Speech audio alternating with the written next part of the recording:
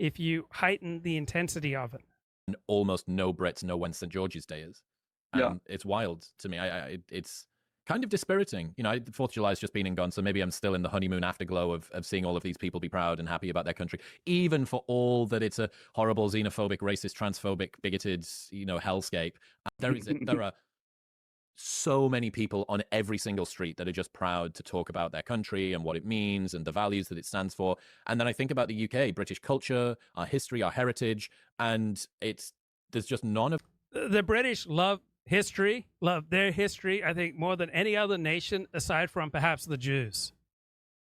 You visit London, the British absolutely revel in their history. that at all. And it's sad. It's sad to think that a guy that flies an America flag outside of his house is called a patriot in America, and a guy that flies an England flag outside of his house is called a racist in the UK.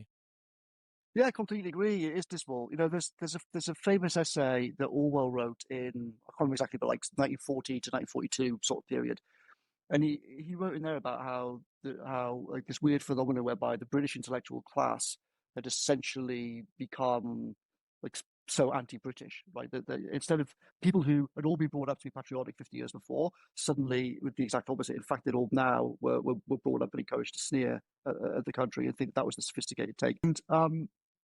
And that was true about that transition. Like, we have Russian Revolution in 1917. You have this wave of surge of support for the Communist Party after 1917 that really changed Western intelligentsia and intellectual elite.